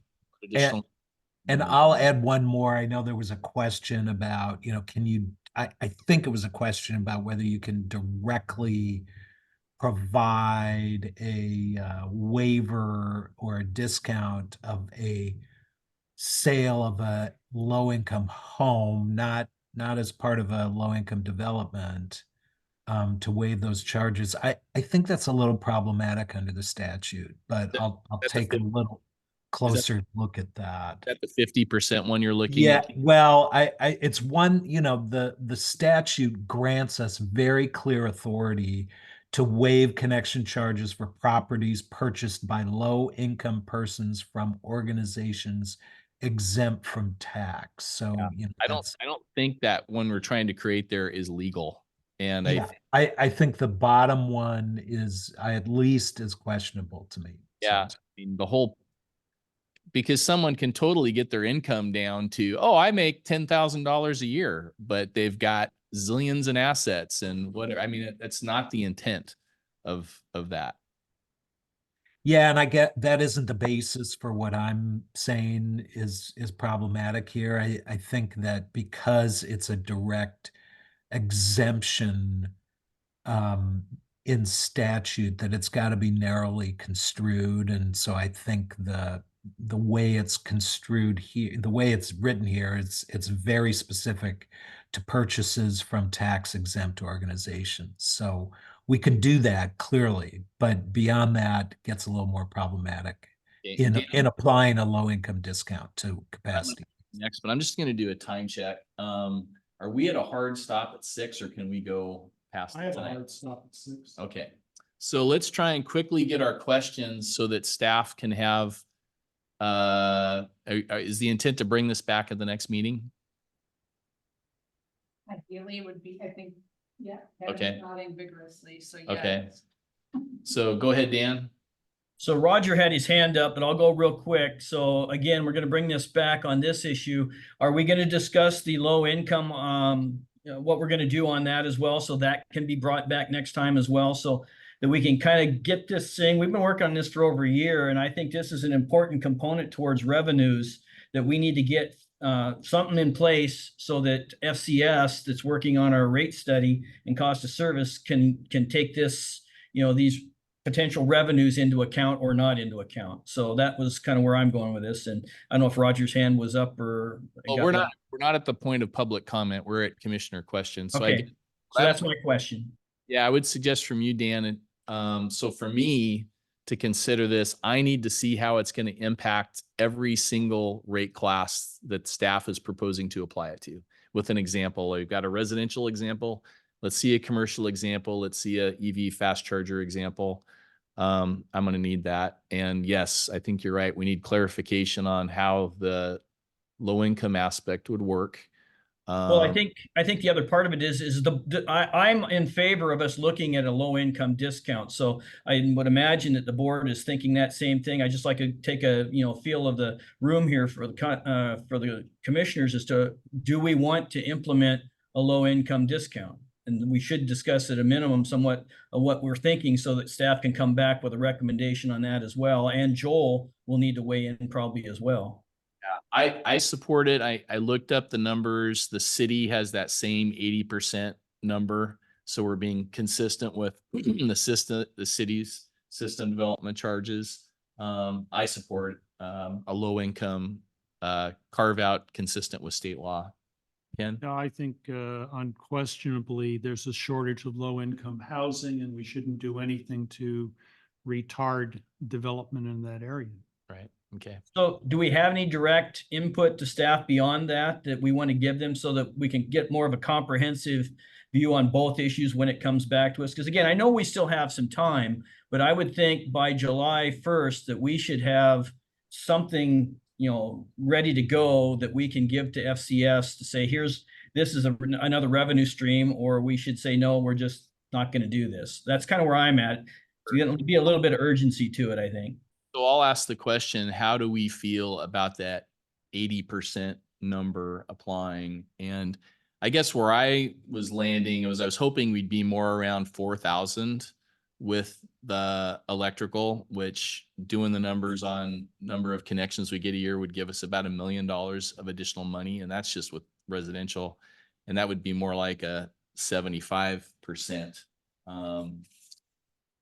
But that's kind of where I'm at. Because anything that we don't generate from this is going to be made up in the rates that we charge for our electrical services, whether it's in the base rate or in the, you know, the consumption rate. This is going to get passed on, these costs. If we don't do something from this perspective, it's going to go into the rates and all the customers are going to pay. Right. Well, I would like to see some comparative information. Commissioner Randall referenced City of Port Townsend, but I'd like to know what other PUDs are doing in terms of their capacity charges. I just feel more comfortable if we had some benchmarking data on this. So if there's, do you have places like that? Could we pull together kind of a table of Yeah, other I can. jurisdictions? I can survey more broadly than I already have. Honestly, I couldn't find much with PUDs offering discounts on capacity charges. I think we're even just talking about just the base capacity charge. Yes. Oh, what the yeah. Capacity charges are. I have that now. Yeah. So if we could get a Yeah. table on some examples, Yes, that would be. I helpful. have that. Yeah. And I'm okay with the 80% number at this point, barring any, you know, relative information that staff brings forward that, you know, the numbers are going to change drastically. I'm getting to the point where we got to try, we got to move ahead with something. And I think we've put a lot of due diligence and a lot of discussion into this, and, we can keep picking away at it piece by piece. But I think ultimately here we need, just like broadband with the broadband rates, we changed those a lot. I think this one's going to be a work in progress, and we hope that we get it right out the gate, but at some point we got to get going with it or not. Unless you have something new. Ken, do you have anything additional you need? Okay, so I think we're good on this. Bring it back next time with a table and some information on how it will affect the other customer classes. And then the clarification on the low income, if Joel could look at that, and that information on, do we have discretion on how we apply it? And the rates Exactly. amongst classes. Yeah, got that. So the next one is, You have a Did you want hand to up. recognize Phil? we'll start with. Is there an opportunity to ask a public question here? We have to keep it brief because we have a couple of items we have to take up before 6. So is it really important at this point? Let's throw it out. You take the total number of meters you've got, and assuming that those are 200 amp service, you could do a sanity check here. I think your 80% may be a little high actually in terms of what the average usage on a 200 amp panel is. But okay, that's the end. Thank you. Kellen? Yes, thank you. I'll keep it brief. My name is Kellen Lynch. I work with the Olympic Housing Trust, and I'm very grateful that you are all considering this capacity charge in general, but also the affordable housing carve out as an affordable housing provider.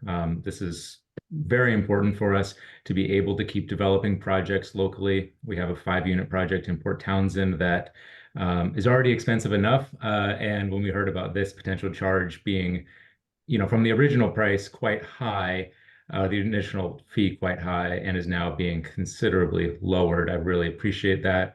And I would just kind of inquire or have your team inquire to see if the kind of the $4,300 level is really the absolute value. It would be the highest anyone would be charged if that is the end result.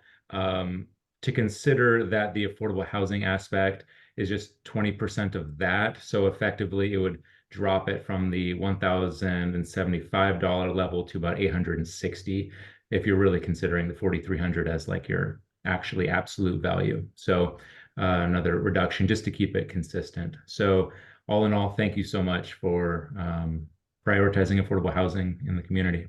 And the 80% works for you guys, Kellen? Well, 80% AMI or 80% of the 50, whatever, the 80% of median or whatever it said there. Area median family income. Yeah, we generally operate in the 80% range. However, and this is something I have shared before, if you are able to go safely above that, that is the direction where affordable housing needs to go, because it honestly takes someone with 200% AMI to be able to afford to buy a house in this community in Jefferson County. Folks at 80% and between 80% and 200% are kind of left without many options at all. So we're trying to move our approach to a higher area median income, but we understand that the state has its comfort zone, and that's where most people base their metrics. But Department of Commerce is changing, and they recently allowed for 100% AMI for their last housing trust fund. So things are changing. If you're able to have a higher level for which AMIs are served, I would encourage it because it's forward thinking. Okay, thank you. Thank you. Dan, you had your hand up. Did you take it down? Sorry. No, I think I took it down, didn't I? You did. Okay. Any more questions on this one? I think staff's got direction. All right. Moving on to the next one, LUD hearing date discussion. Is that something we can do pretty quick? Yeah, we can. I think we can do it fairly quickly. I'll help answer some of the questions that we had earlier. We're going to try to 9 minutes here. All right, we'll try to speed through this and hopefully answer the questions. If not, like 3 other items. Yep. So we're going to try to do the final hearing on June 18th for the LUD process. I do apologize. It's taken a little bit longer to get through with Samantha Harper leaving and me trying to catch up on everything. Things have hit a road bump. I'm not as familiar with the LUD process. The question about the loan forgiveness, it was approved. It was granted by the state. So we did get the 50% loan. So that's also where we're looking at. We're trying to finalize the numbers, the construction numbers, make sure they're all good. That will either happen the end of this week or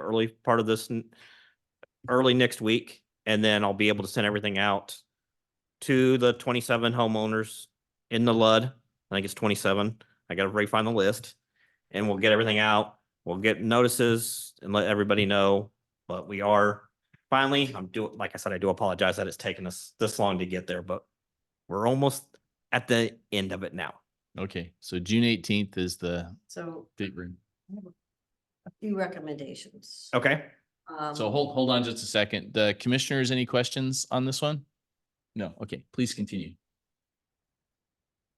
I happen to know that we don't have 50% loan forgiveness on the entire loan because it was based on the Department of Health and Water Safety Act in 2020. And so the only part that's covered is the original loan, which we didn't learn until March of last year. Okay. Okay, so that's something that we've tried. That's why I'm still trying to figure out all the stuff. We have reached out over and over to try and bring what we know to help you folks who don't have them. And I just discovered something today. So I'm gonna pause you. Is it possible to do this offline? Yeah, I can give you my business card and We've tried. I know I've been extremely busy and I do apologize. Frustrated. So you've emailed Mike? Yeah, I have been with the Emailed Mike twice. That's yes, why and we I have been feed you on the rest of the. Right, and part of this process is there are financial staff putting together the information. That's why we have a hearing. That's what that's all about. So that process is. Get this right before you put the preliminary news out to the community. That's why we're doing this without people knowing we're even doing it with the community. because we know where the mistakes are. And the other thing that I just discovered today, because I kept seeing a number for 680, I can't remember, 600 and some $1,000. I thought, I've seen that number before. We are to be billed for the water project and not the power portion of the And project. yeah, and that's, And we got a form last March that was called, it was all the information about the water project, nothing about the power project. That number is the number of the water project plus the power project. okay. So we'd be happy to sit down and help you look at what we have and what we know from being part of the process that was not handled well. We were not kept very informed, and you may not have all the information that we could be. Okay. And I do apologize, I have an email, but I will email you tomorrow. I will email you tomorrow and we'll set up something for when Kevin's back, so Kevin can join the meeting as well. So you can do an in-person. And we'll do an meeting. in-person meeting when Okay. Kevin's back as well. I Very will, good. I Okay. will email you guys tomorrow. Help you a lot. And Okay. Okay. one recommendation, when you know that you've got people in the room that only have one item to talk about, it'd be really nice if you had a method where you could pull it up to the top. Thank you. Just. Everything's important and I know. everybody's important. So, yep. We have other people waiting too for their thing. Okay, I'm gonna move us along. Thank you, Mike and Kevin. Please reach out to these folks so we can keep this project on track. Now we're down to new business. I'm gonna propose, can we flip the two so we can just move the resolution? Thank you. Thank you. Any objection to flipping 9.2, the resolution, and do it first? No objection. You okay with that, Dan? Well, I was gonna suggest, because we're so short on time and we do have time on on buying the 193, is that correct address? That we bring that back next time, because I was expecting a presentation, if you recall the last meeting, from staff on the organizational structure and some of the different reasons of how we're gonna, why we needed the house, or, the office space. And also, we haven't really discussed it, how we're gonna fund it. So because we're short on time, I would suggest we just bring this back at the next meeting. So timeliness, gentlemen, is that acceptable to staff? Or Because I read, there's a few things in the resolution and in the agreement that need to be touched up a little bit. So give us a little time to clean those up a little bit. I talked to Kevin about those earlier. I got it at like 1 o'clock today, and I didn't get much time to look at it in detail. So I think rather than just look at, we'll call this the first touch. Let's do the second touch at the next meeting. I don't think 2 weeks is going to hurt us on waiting, is it? On the sale of the building? 2 weeks, 2 weeks hurts us. If we can agree to a board meeting first next week, we can do that. so you'd rather have a special meeting to consider it?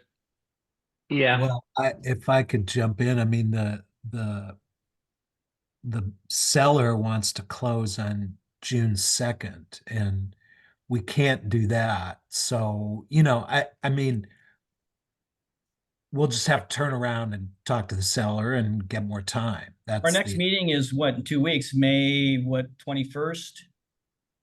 Yeah, but we can't close. We can't close in Okay. 10 days.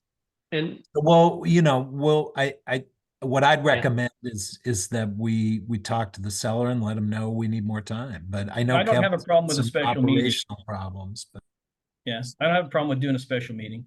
Or can you open to a special meeting next week? I can do Monday afternoon. Monday afternoon? Dan? I think so.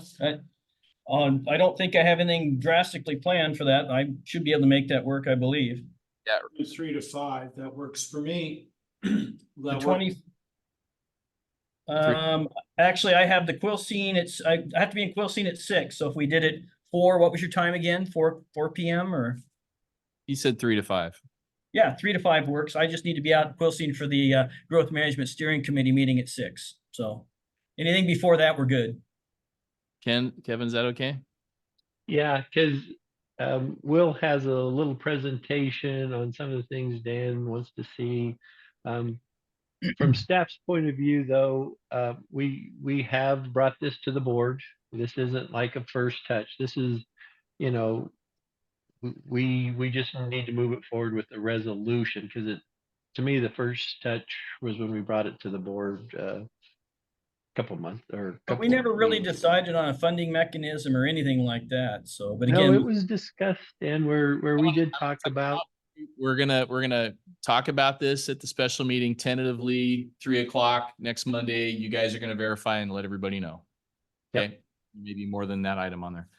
Okay, so now we're down to the broadband thing, and I think this is kind of a first touch thing too, but I did go through the privacy policy and noticed that there's language in our existing privacy policy that talks about sharing customer information for marketing services or product offerings that a customer does not already subscribe to. That's defined as a secondary purpose in our privacy policy.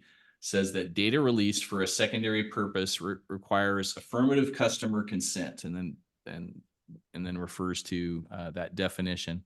So that was just a really quick read on my part on this issue. And I think the overall question is, we're an open service provider of broadband services. We've got ISPs that are asking for the customer addresses as soon as we have fiber going in those neighborhoods.